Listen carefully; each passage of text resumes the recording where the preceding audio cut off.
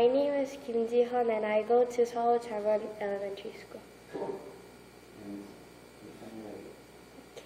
The beginning of sustainable development is to foster the participants of stable growth. However, 1 in 10 people across the globe are living off less than $1.90 a day. We still have a long way to go.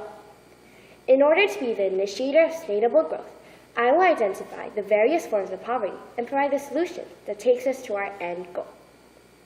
Surprisingly, even though there exist various categories of poverty, all of them are interconnected. About 75% of the population living in extreme poverty come from rural areas.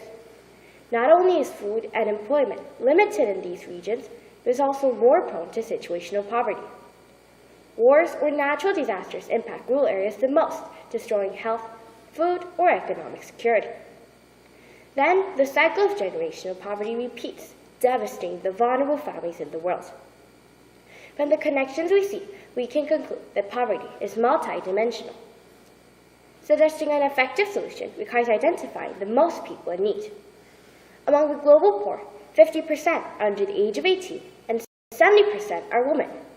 Girls are twice as likely to marry during their childhood, which strips away the opportunity of receiving education and a stable income. In rural areas, women farmers are denied the ownership to land, technology, and financial credit.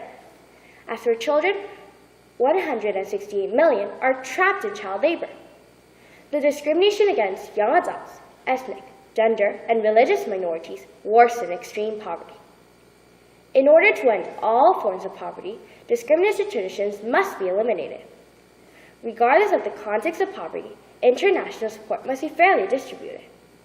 However, in reality, only 45% of the world population are being protected by at least one benefit program. It is needless to say that individuals that are excluded from these benefits are women, children, or ethnic minorities.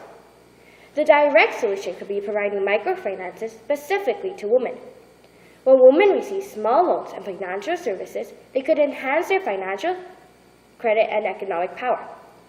This gives them the capacity to educate themselves and provide basic learning for their children. My contribution to ending poverty will be to actively promote microcredit and humanitarian aid organizations. If they raise awareness and advertise names of institutions, they could have more public and economic support from the world. With all of our efforts combined together, we could be one step closer to fostering the initiators of sustainable growth. Thank you. Great. And when you first saw this question, yes, what did you think about it? Before I saw this question, I learned about poverty in my elementary school. So I already knew that many people were suffering because they didn't get education and because they didn't have a home to live in. So when I first saw this question, I thought that I could explain how these individuals are suffering and how I can make others become aware of this global problem that is occurring in our status quo. Thank you. Yes. Did you write the speech yourself? Yes, but I still got help from my academy, and I still learned a lot and did some research together with my teacher.